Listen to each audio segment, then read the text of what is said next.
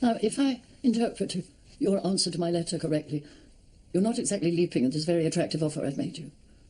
Well, you'd be guaranteed a very healthy advance. But I can see from what you're wearing, you're not particularly interested in money. I've written about people who don't care for money, but I never actually expected to meet one. Are my books too popular for you? What exactly makes you hesitate? I'd like to know what made you choose me as a potential biographer.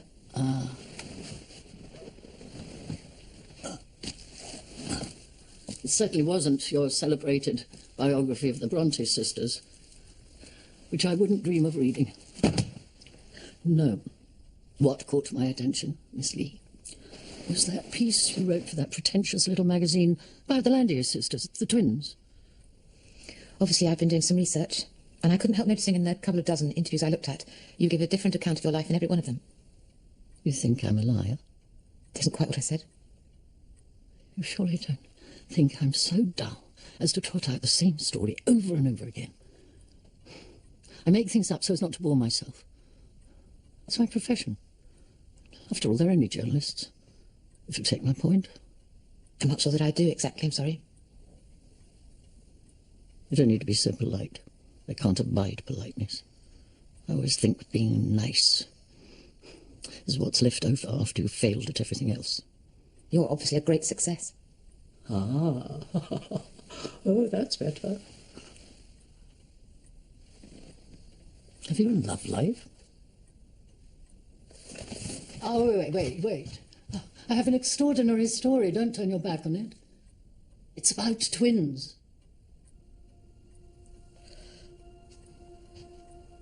Please, come back. Sit down. Don't take offence. I'm only trying to get to know you. I can't be expected to spill the secrets of a lifetime to a complete stranger. But this was your idea. I thought this is what you wanted to do. It's not that I want to. I have to. Why? Because I'm old. I'm dying. Dying?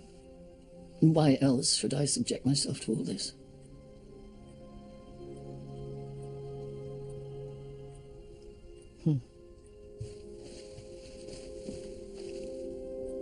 What do you need from me? I need to be sure that you're intending to tell me the truth. I'm a biographer. I deal in facts. Oh, how stupendously boring, you poor thing. Suppose we start by me asking you 3 independently verifiable questions, and then if your answers are true... 3 questions. Pleasantly traditional. My first question, what is your real name? Oh, I could easily bamboozle you there. It's Vida Winter. I had it changed by deed poll. What you really need to know is the name I was originally known by. That's right, yes. Adeline March.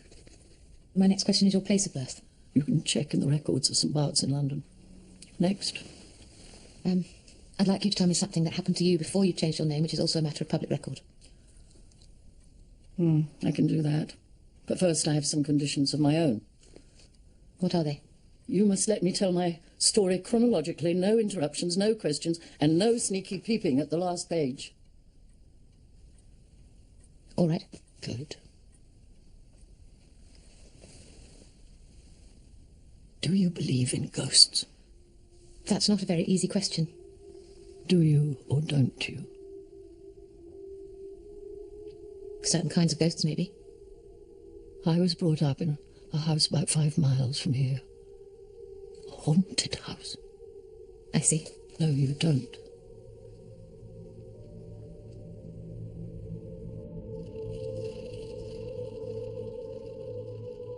I call it my story, but it has none of the familiar consolations that word implies.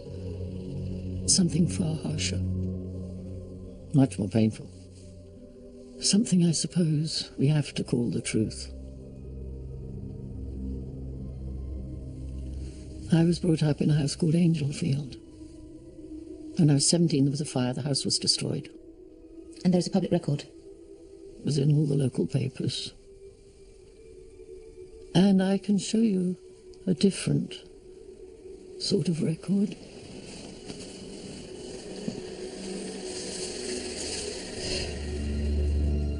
So, you see, in spite of what I just said, you know the end of my story.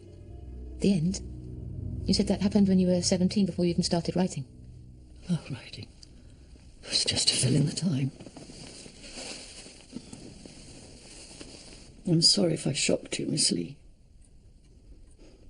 One becomes so accustomed to one's own horrors.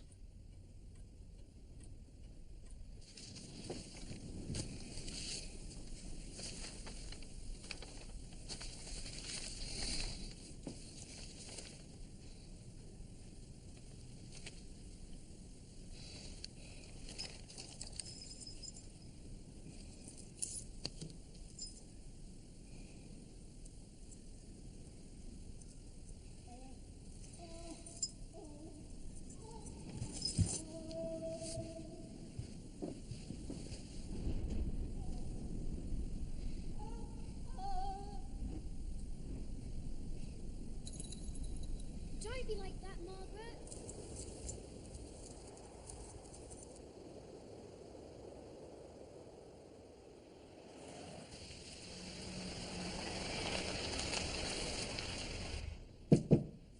Come in.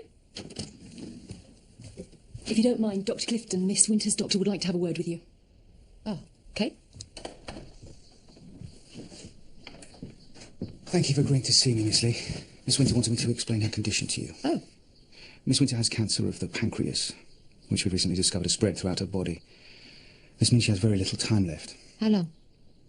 We're not able to say precisely. Most people wouldn't have survived this long, but Miss Winter is extremely tough. She just wanted me to make you aware that time is of the essence. You can let her know I understand. Thank you. Have you been her doctor long? Long enough to know that I'm extremely impatient to read your book.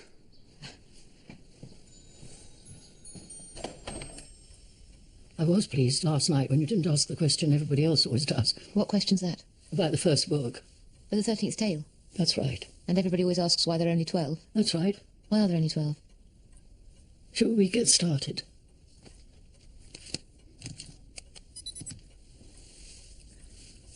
The story begins at Angelfield.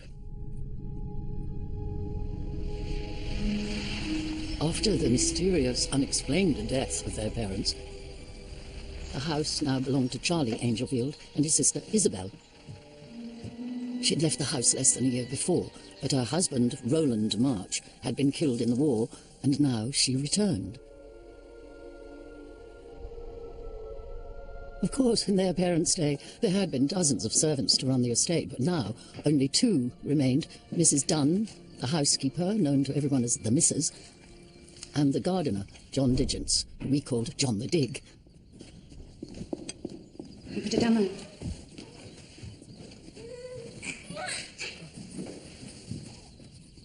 Well, well. What are they called? Adeline and Emily. Which one is which? You know, I haven't the slightest idea. Oh, where's Mr. Angelfield? He'll be in the library, I expect, madam. I'll leave these with you.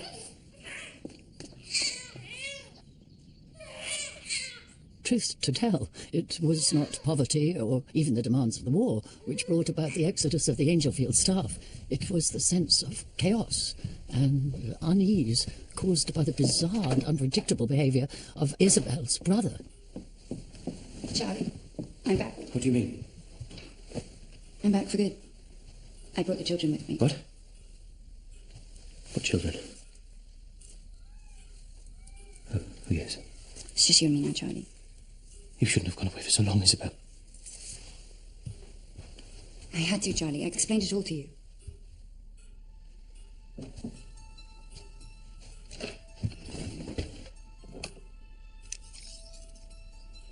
All the same.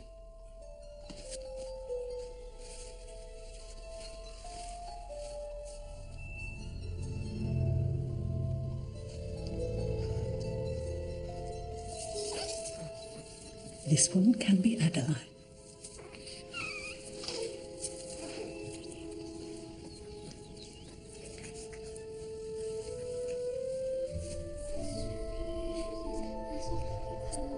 I suppose we were shamefully neglected when we were children. No schooling, no discipline.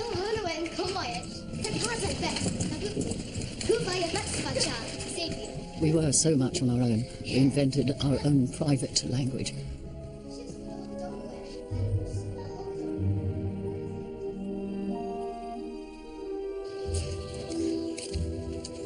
Charlie and Isabel were so wrapped up in one another that the only people in our lives vaguely resembling parents were the Missus and John the Dig. You all right, Mrs.? Such classic boy. Actually, that's what all is. But we did have each other, and we were all the world to one another. We couldn't imagine that anyone but ourselves really existed. I expect that's why we were so cruel. The topiary garden had been planted by John the Dig's great-grandfather. It was his pride and joy.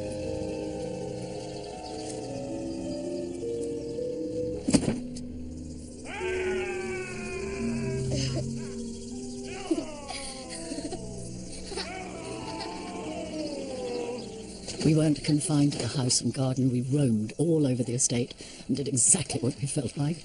We were the children from the big house. So they put up with us. One, Until the day we took Mary Jameson's baby. 3.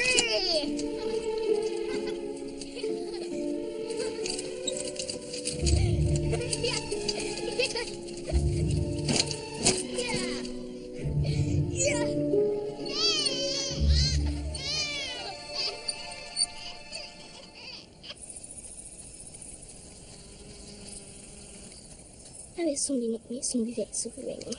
Pratar jag på boklid. Jag har verkligen koffa.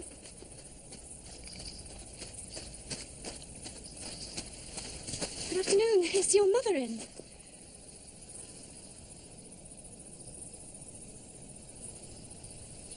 Perhaps I'll try the back door.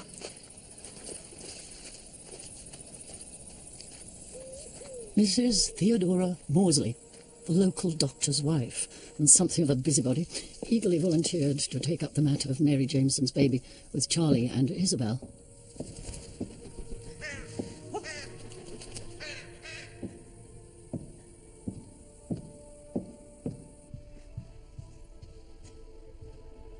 Hello? Is anybody there? Mr. Angelfield?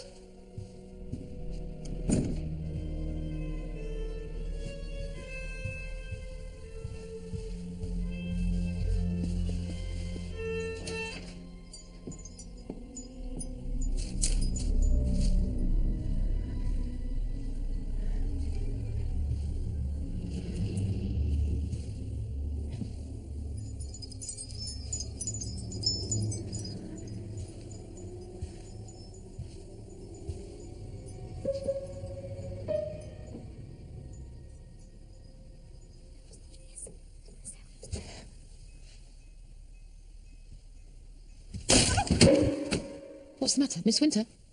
It's just my wolf. Wolf? That's what I call it. Pills are meant to keep him at bay. But he comes a little earlier every day. Is there anything I can do? Should we stop for the day? No. He's just sniffing around. We mustn't encourage him. Now. Miss Lee, where were we?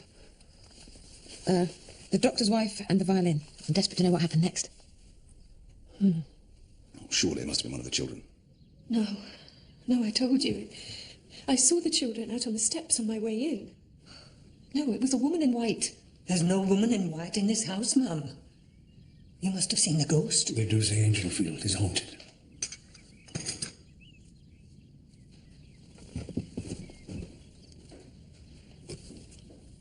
Dr. Maudsley, I'm not sure if you remember me. It has been some time. Oh, yes. Might this be the person who attacked you? Yes. Yes, I think it might. Excuse me, but could you tell me, did you do these yourself? Yes.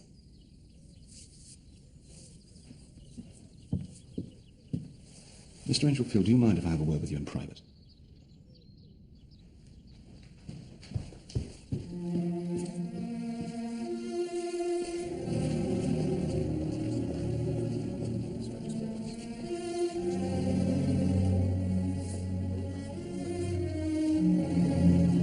I think it would be best not to visit her for at least a month. Give them time to draw some conclusions.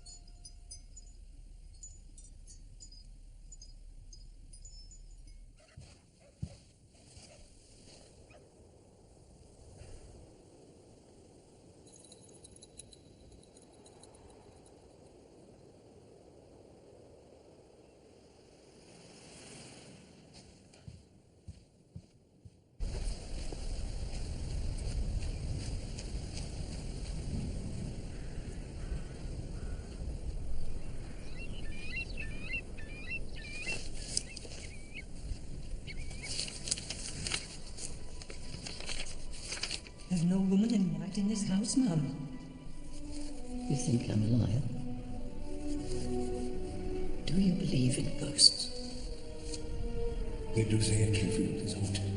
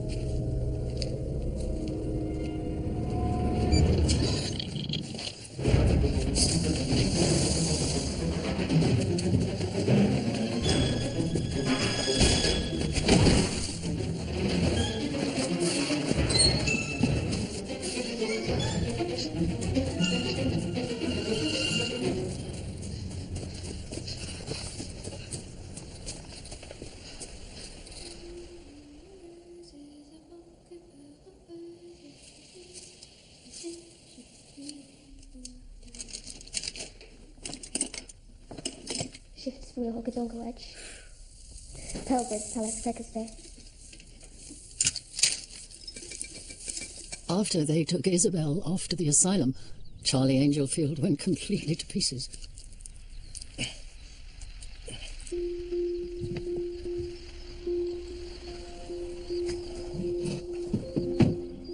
Dr. Maudsley arranged through the family solicitor to appoint a governess to look after us. Her name was Hester Barrow. Welcome to Angelfield. Get your bags.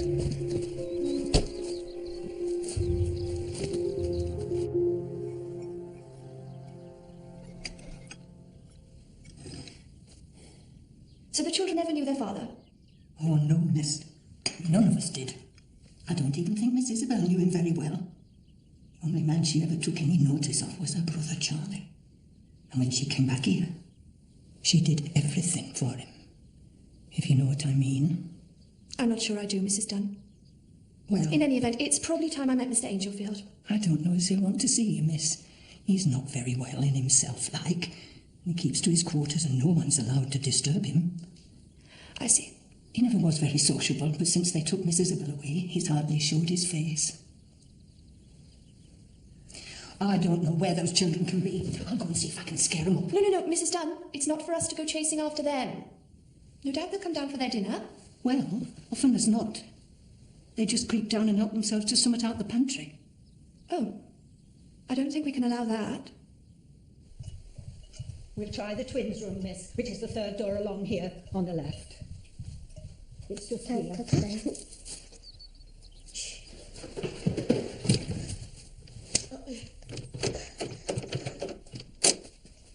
Now come along, girls. It's time you met your new governess. I am sorry, Miss Barrow. Don't you worry, Mrs. Dunn. We have all the time in the world. I should like to explore the rest of the house. I'll show you around. No. You get back to your kitchen, Mrs. Dunn. I should get on much better on my own. That first afternoon, we refused to come down and meet her. We thought she might be discouraged and go away. But she wasn't. No. She was the first person who tried to take us on. I went to have a look at Angelfield. Did you? Did you see the ghost? I saw something. What? Not sure.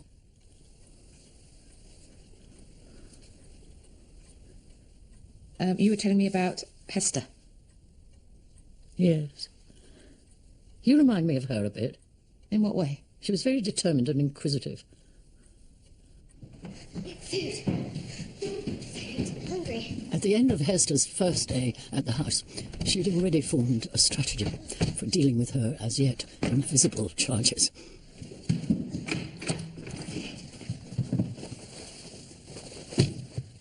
No keys.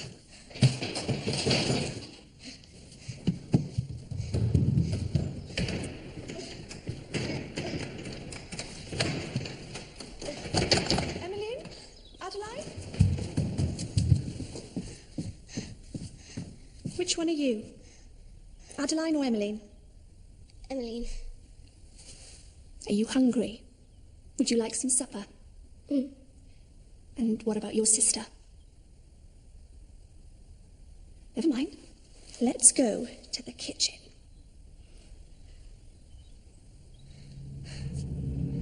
Follow me. So, right from the start, Hester managed to drive a wedge between us. I can't say our education was entirely plain sailing.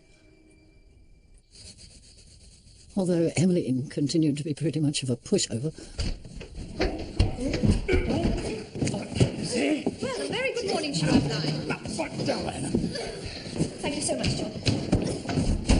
Very good of you to join us, I must say.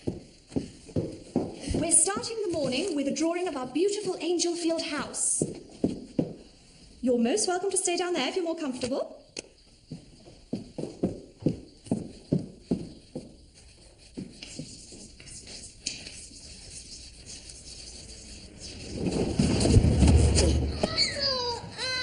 Adeline! Adeline, this behaviour will simply not be tolerated. Do you hear me? Do you hear me, Adeline?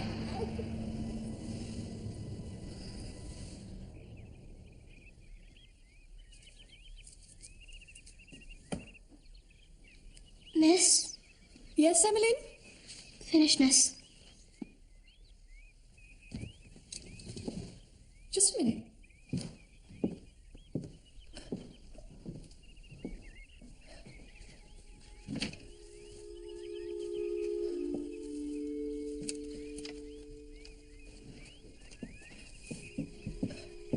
Very nice, dear. Oh, I don't believe you've quite finished, Adeline.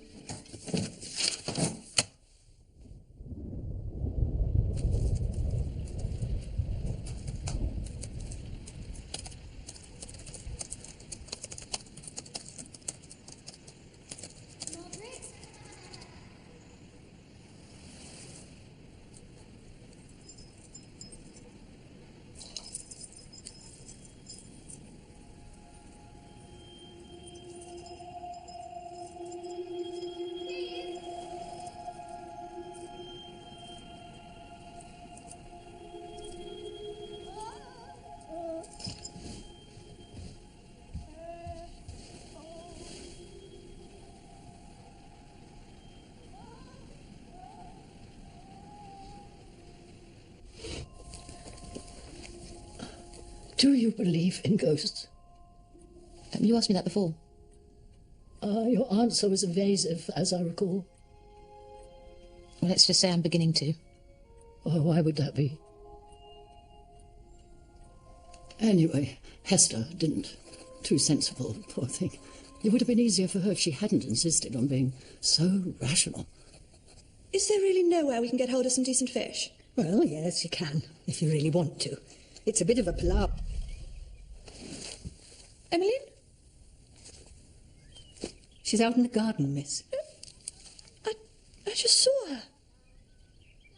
I can hear them outside.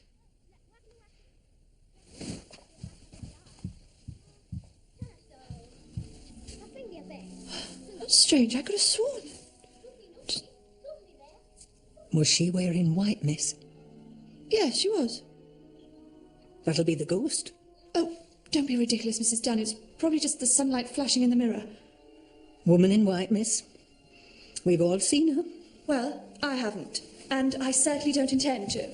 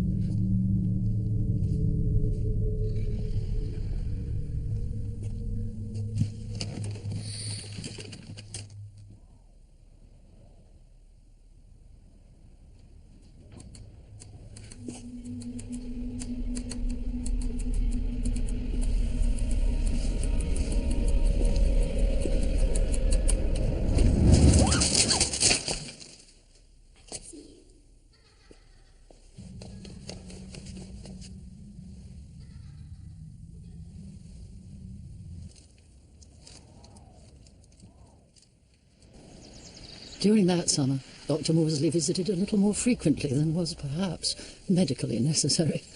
I'm at my wit's end with Adeline. She's an aggressive and dangerous child.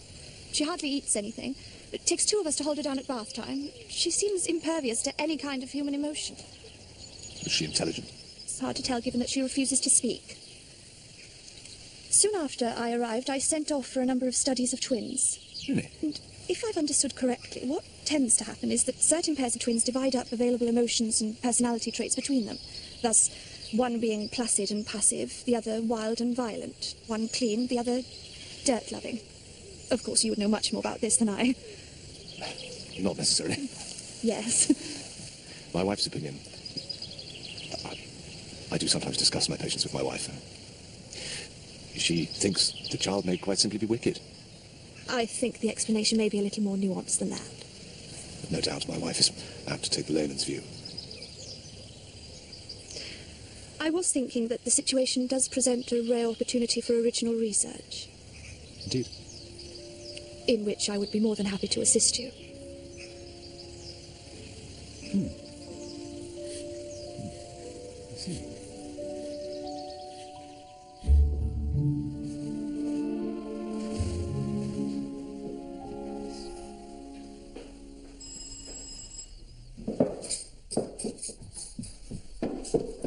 Where's Adeline? Back soon.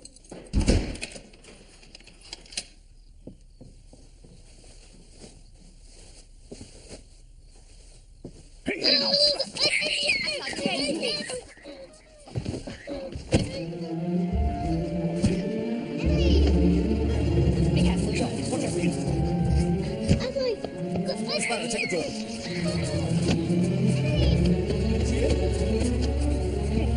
Come away.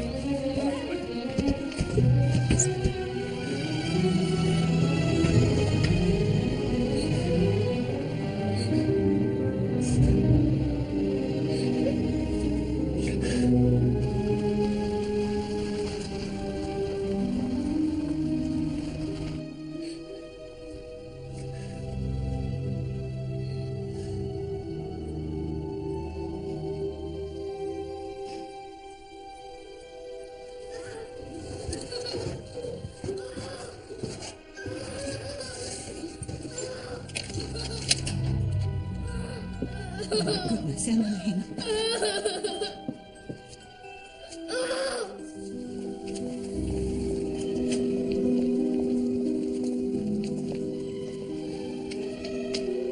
Come in. Let me show you your room. You'll like it. You'll have it all to yourself. I tell you, no good will come of this.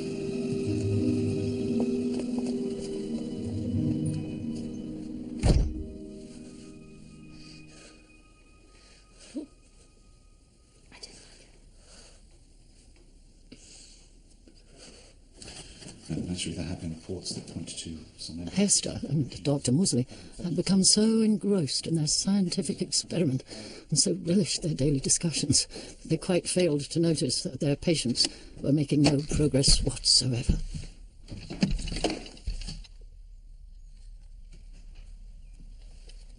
They completely ignored the only and most obvious diagnosis. The twins were missing each other desperately.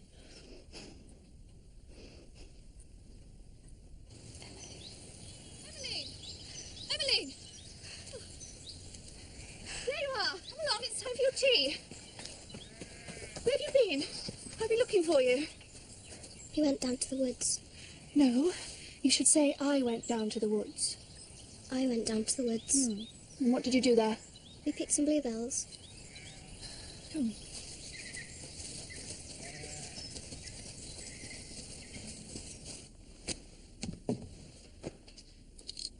Where did you put your bluebells?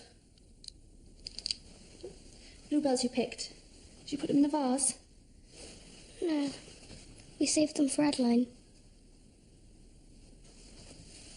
Well, you correct her, you see, and she gets it right for a moment, but then she always goes back to saying we. I'm afraid Adeline never speaks at all. Oh, dear. I don't think it would be prudent to let her out of the house, do you? I say, I don't think it would be safe to let Adeline out of the house. No.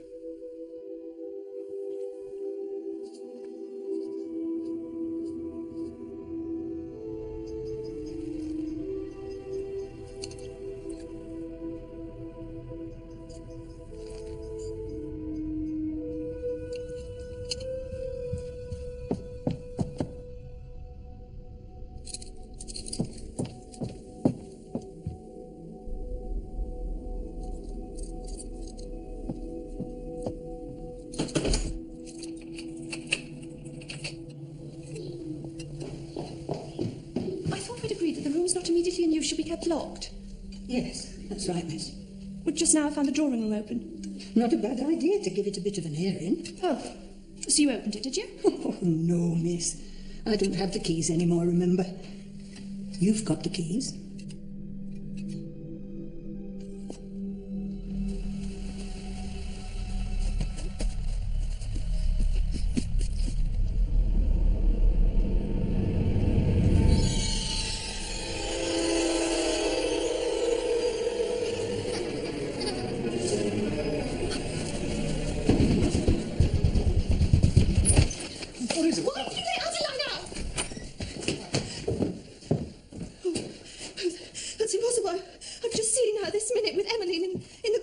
Calm down. Here. Adeline has been here, in this room, this past hour. Ever since breakfast.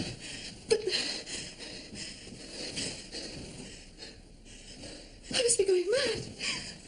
Yeah.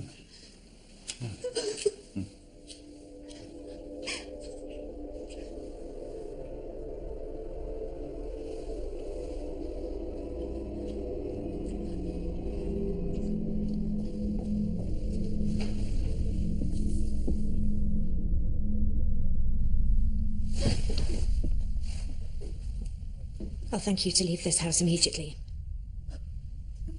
And send John for the child. Okay. I'll speak to you later.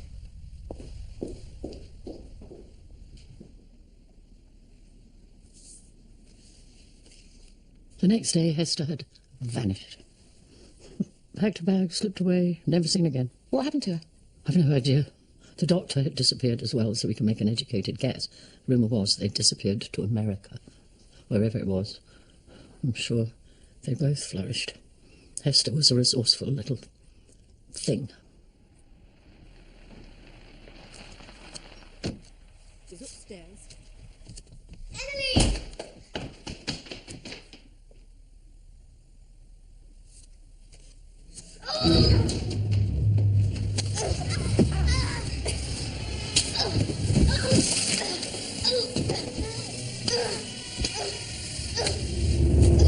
Why did you do that?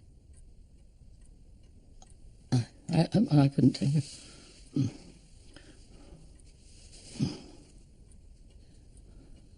Over the next 5 or 6 years, in spite of strenuous efforts to maintain the status quo, bit by bit everything changed. First, a letter came from the asylum saying that Isabel had died of pneumonia. A week or so later, he noticed that Charlie had stopped touching the food that the missus had left for him. He'd gone.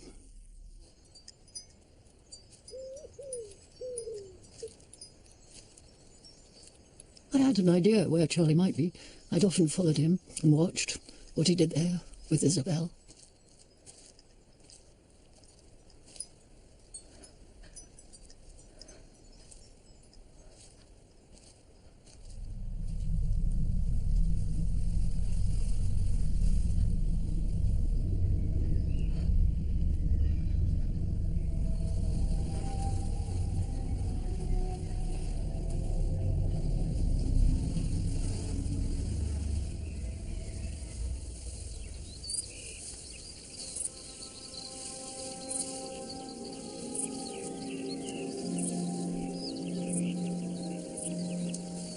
I never said a word to the others.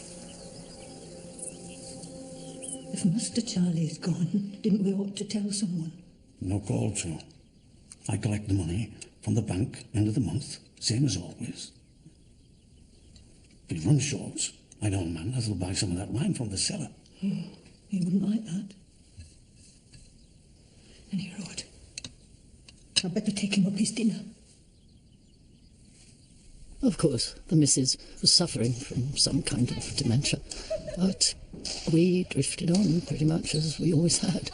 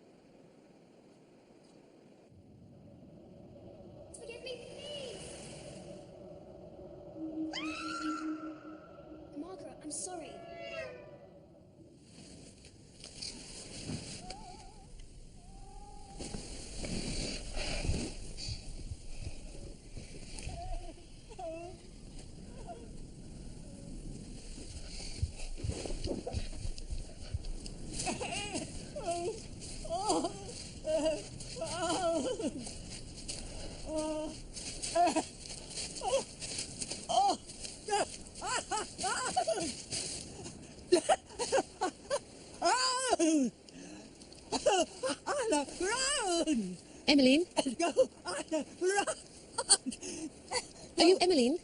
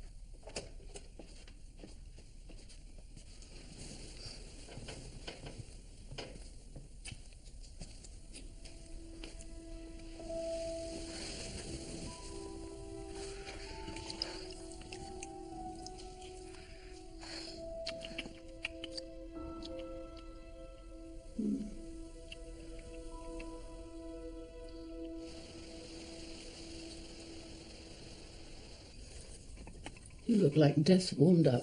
What's the matter? I didn't get much sleep last night. Oh? Are you in a fit state to continue? Yes, of course. We were talking about what happened after the missus died. John brought in a local boy to help with the garden. Ambrose Proctor. I don't see why we need him.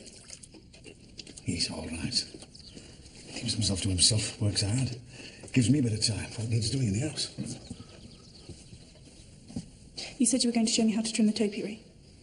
Well, I will then. Huh? Now you check the safety latch first. Right? Right. Bit wobbly like against the tree. You need to test it before you go up it. Right. Up you go.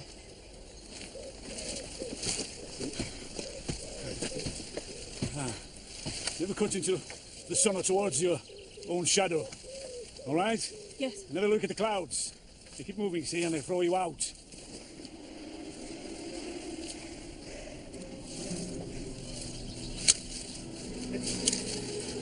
Good deal.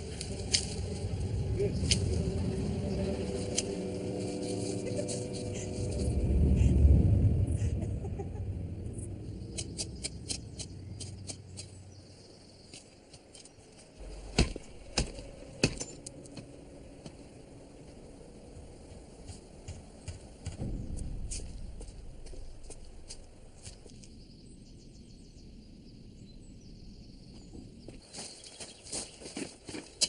Where's the ladder? Mr. Diggens took it. It's round the back fixing the guttering.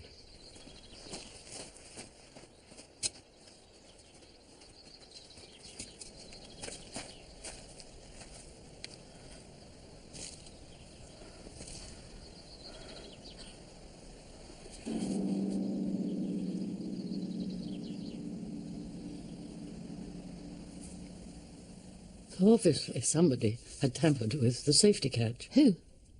We said no questions. After that, everything's a blur. I did have the presence of mind to tell the police that Uncle Charlie was away. After the funeral, we had a meeting with the family solicitor, Mr. Lomax. So where exactly is your uncle? Peru, I think. Peru? I believe so. And when will he be back? I'm not sure. Quite soon, anyway. You're 17 now, if I'm not mistaken. That's right. I'm just wondering what arrangements we can put in place to make sure that you and your sister are properly looked after. We're quite used to fending for ourselves. Yes, But my grandmother knows the house very well. She can look in every day like.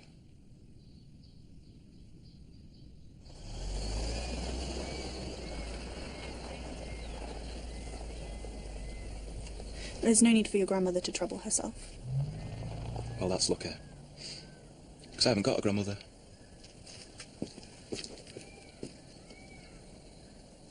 So who do you think killed John? It certainly wasn't Emmeline, if that's what you're thinking. And Ambrose had no motive, quite the contrary. Then? We agreed no questions. Patience, Miss Lee. And that was that. You got away with it. Mr. Lomax was very happy not to put himself out. You got away with everything. I can't understand why the police didn't properly investigate John's death after all the... I'll tell the story in my own way. Miss Lee. I think that's probably enough for today.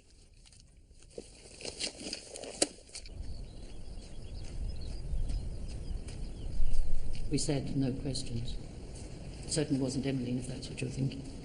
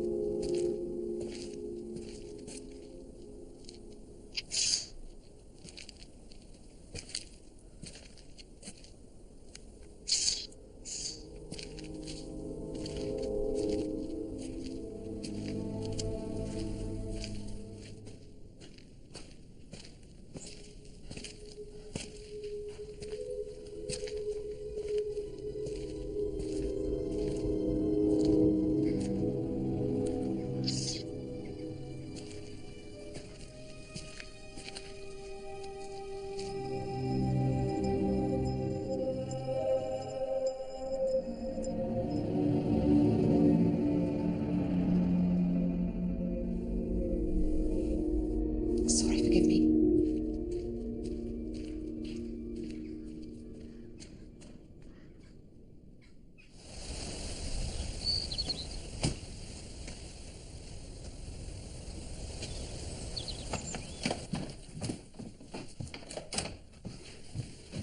So, you're treating Emmeline as well? Yes, yes. As a matter of fact, she's even more seriously ill than Miss Winter. Is she? We tried to move her to hospital a few weeks ago, but she refused to get in the ambulance. Do you know if anyone's living at Angelfield? Why'd you ask? Well, I know it's pretty much a ruin. I've been there a couple of times, and the first time, some enormous man chased me out of the house, and the second time, in one of the rooms there were signs of someone living there. He's called Aurelius Love. He's not quite right in the head, but he's totally harmless, bit of a local character. Works with his mother in the bakery. Was that what you wanted to ask me about? No, not really.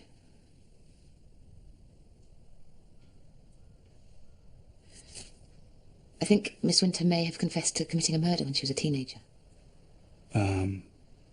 Well, did she or didn't she? I haven't got the whole story yet, but somebody killed the gardener and I can't see who else it could have been, and I don't know what to do about it. Do you have any evidence? No, and even if I did. I'm sure you're right. Maybe wait until you've heard more. Emmeline. Dr. Clifton tells me you've been asking questions about her. How did you find out? I saw her one night in the garden and eventually worked out who she was. I see. I wanted to know why she was digging in the garden and what it was she kept saying all the time. Any theories? I think what she's saying is dead go underground.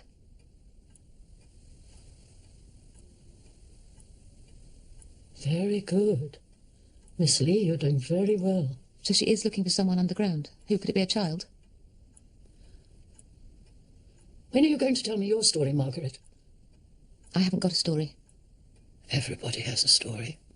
If you keep it to yourself, it dies and comes back to haunt you. You take my word for it. Well, I have no intention of telling anyone my story. Would you mind passing me that bottle? Yes, of course. What is it?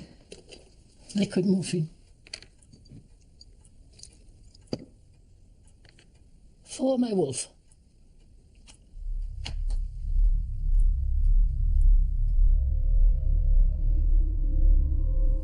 What did you say?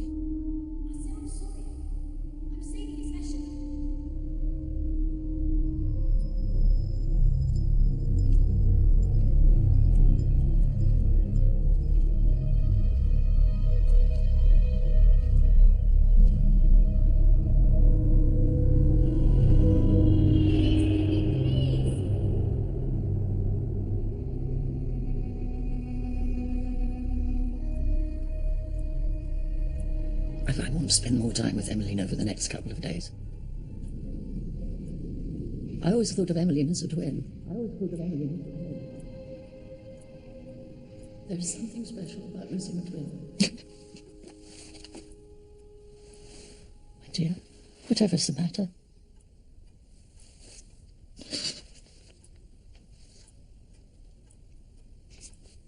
I had a twin. Margaret, I'm sorry. I'm not talking to you. I'm not even going to walk with you. I'm going over to the other side. Don't. Walk by yourself. Please forgive me, please.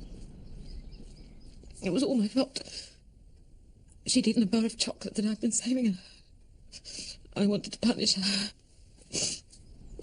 Oh, all right. Come on, then.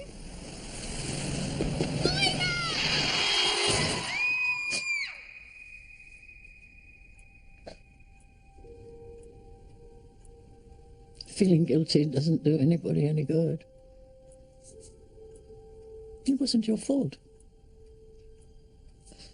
My mother thought it was, and she never forgets me.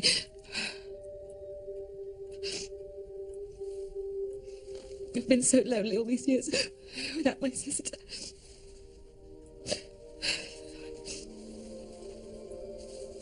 We all have our stories.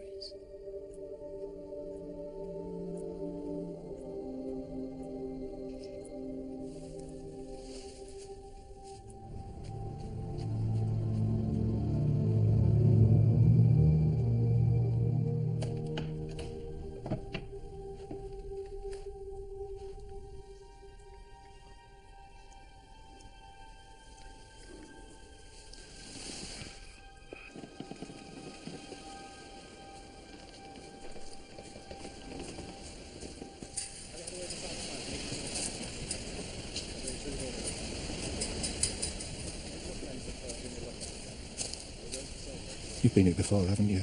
You're Aurelius? I frightened you when you came here. Didn't mean to. No, it was my fault. I panicked. Look what they've done. Yeah. Developers. Didn't you live here? No. I just used to camp out like. I live with my mum. I love this house. And what's going on down there? Oh, yeah. Funny thing. They found some bones. Skeleton.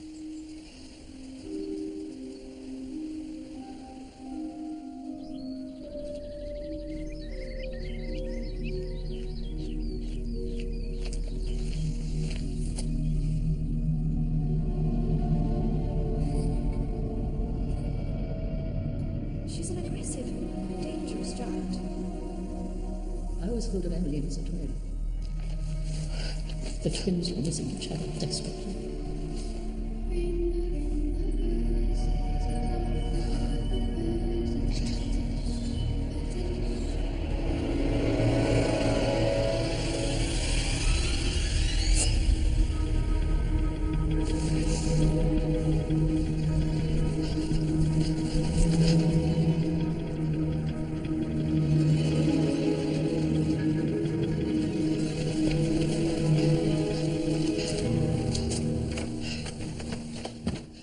There were three of you.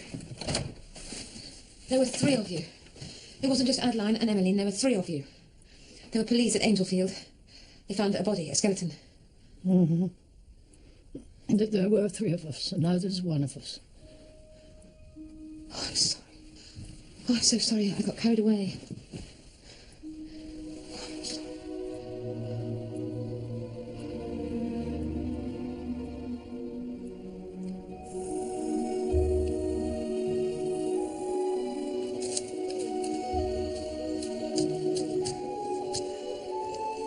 So, you see, there was a ghost at Angelfield all along. A ghost with no name. It was me. Like it or not, I was the ghost. Who was your mother? Oh, I've no idea. All I do know is that when Isabel went away to have the twins, Charlie went on some kind of a rampage. And what I do know is that I was born a few months later than the twins, and Charlie, God knows if it ever dawned on him, was the father of us all. How did you get to Angelfield? All I know is what John the Dig told me. Which was what? He started to notice his strawberries and his carrots were disappearing from his vegetable garden. And he thought he saw signs of someone sleeping in the potting shed. Also, this someone was not properly turning off the outside tap.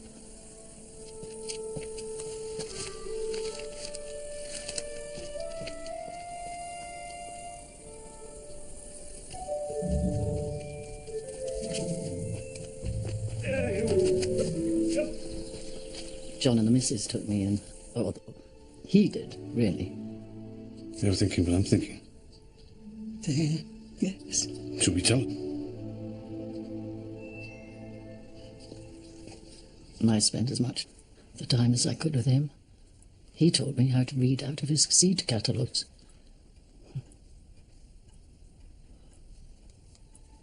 And of course Adeline never even wanted to learn to read. She was genuinely dangerous, yes. Violence was always her first instinct.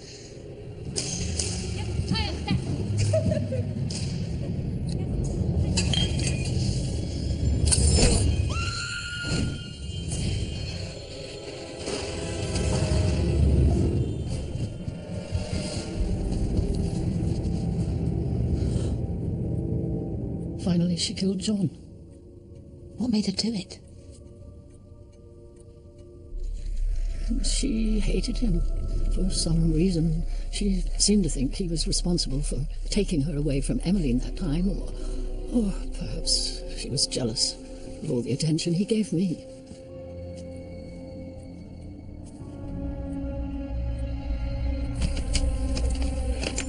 He was the closest I ever had to a real parent.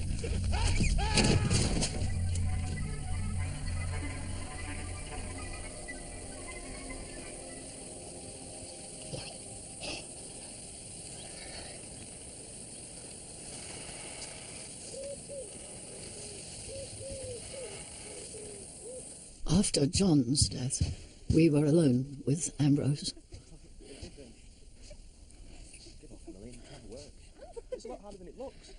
I was never easy in my mind about him. Don't you touch Emmeline, you hear me? I haven't touched Emmeline. Good. Well, don't.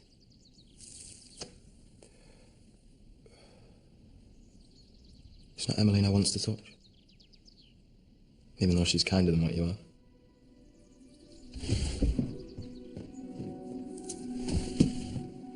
Why can't you be kind like Emmeline?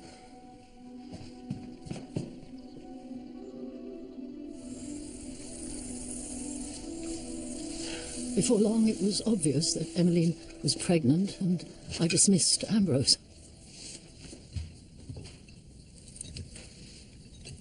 I decided not to ask for any help with delivering the baby. I read up for it as much as I could, so I was deluded. Adeline was insane, and Emmeline was helpless. All the same, somehow or other, That's it, Emmeline, keep going. we managed. It's a boy, Emmeline. It's a boy.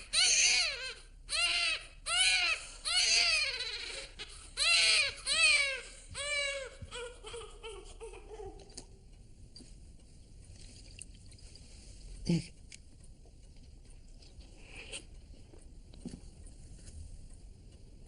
Shall I leave you to rest a while? No. I want to finish the story tonight. The wolf is at the door. It's time to tell you the 13th tale.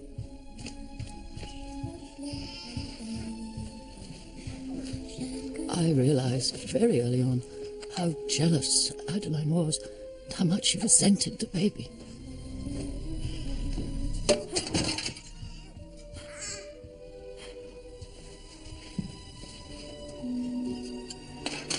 Please go on.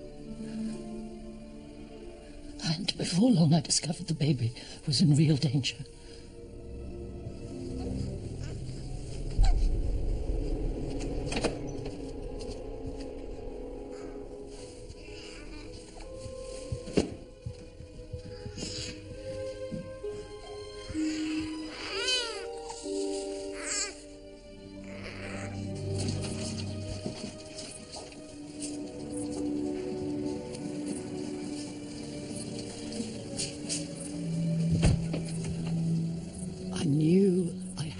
keep her under constant observation.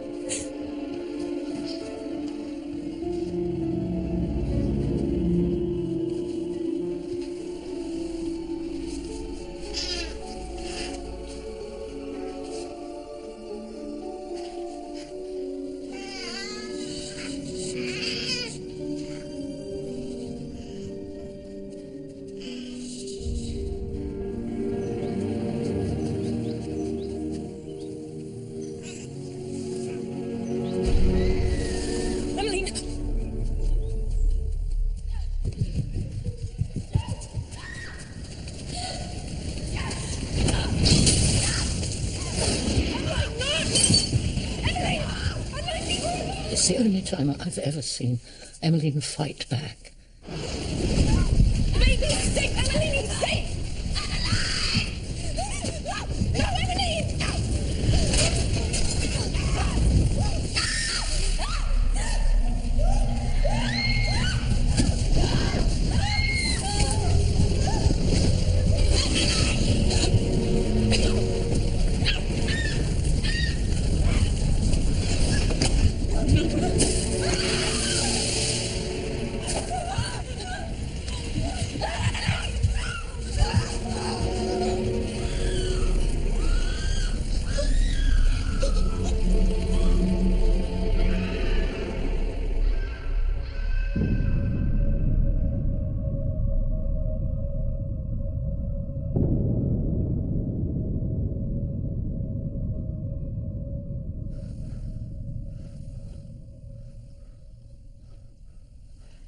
You saved the baby's life? Yes.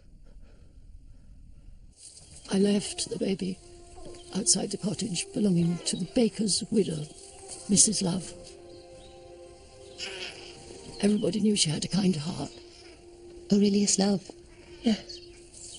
Turned out to be a bit simple but warm-hearted.